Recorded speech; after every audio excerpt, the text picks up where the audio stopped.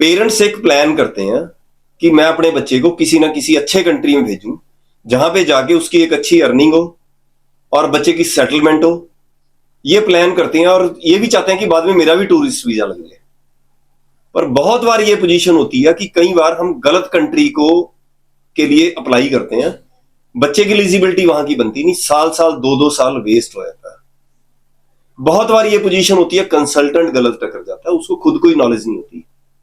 कई बार हमारी जिद होती है कि इसी कंट्री में जाना है मेरे को, और आपको बहुत सारे ऐसे खराब कंसल्टेंट टकरेंगे कि आपका पैसा और टाइम दोनों एकदम बेकार कर देंगे और बच्चे का गैप पड़ना शुरू हो जाएगा।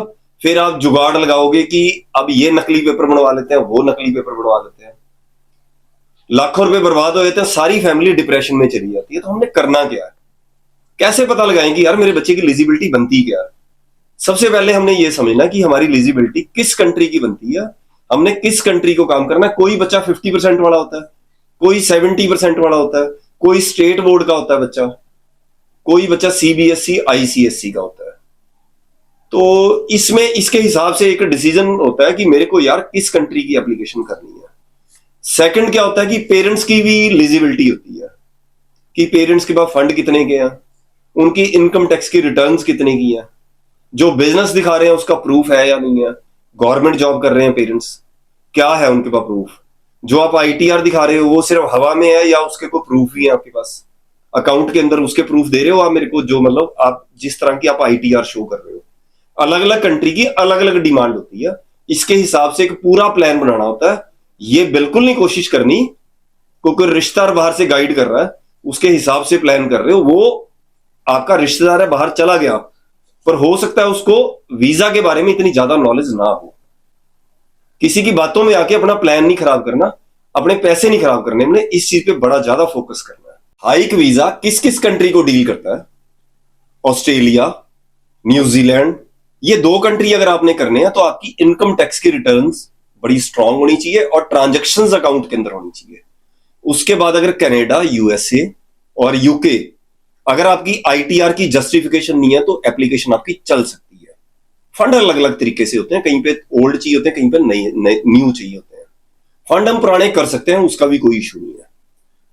और नेक्स्ट जर्मनी डील करते हैं, विद और विदाउट आइलेट्स हो जाता है, कोई इशू वाली बात नहीं है। डिपेंड करता है कि परसेंटेज कैसी है, 60% के ऊपर इस एप्लीकेशन को आप कर सकते हो। बड़ी जबरदस्त इनकम है जर्मनी के अंदर।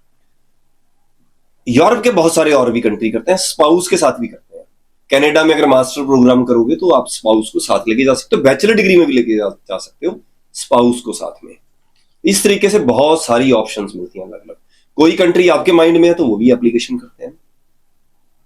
बाकी इसके अलावा क्या है, हाइक वीजा क्या करता है, ट्रांसपेरेंसी पे विश्वास करता है। टोटली एप्लीकेशन का पॉइंट टू पॉइंट आपके साथ शेयर होगा, यानी कि आपको लगता है कि कंपनी जो है हमारे से काफी दूर है, यानी कि ऑफिस बहुत दूर है और मैंने बड़ी दूर से एप्लीकेशन को स्टार्ट करना है, तब कैसे।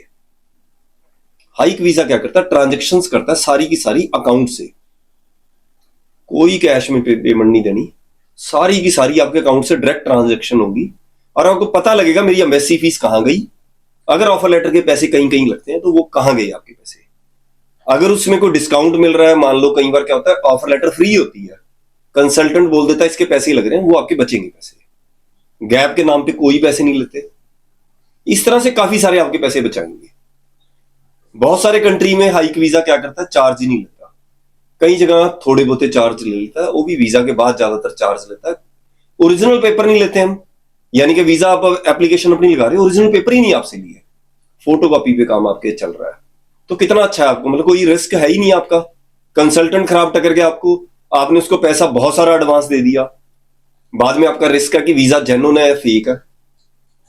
कहीं भी बैठे हो क्वालिटी का काम देंगे, ट्रांसपेरेंसी देंगे। सबसे मेन चीज, बंदा डरता क्या है, एजेंट के नाम से बंदा डरता है कि पता नहीं है कितने पैसे मेरे खराब होंगे।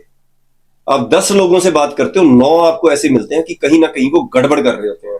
रीजन, एक एक ऑफिस का खर्चा है 5-5, 6-6 लाख रुपए, तो वो किससे निकलेगा, आपसे निकलेगा। हाइक वीजा क्या करता है कि क्वालिटी पे विश्वास करता है और वही एक स्टूडेंट अगला केस देता है जब आप उसको क्वालिटी देते हो।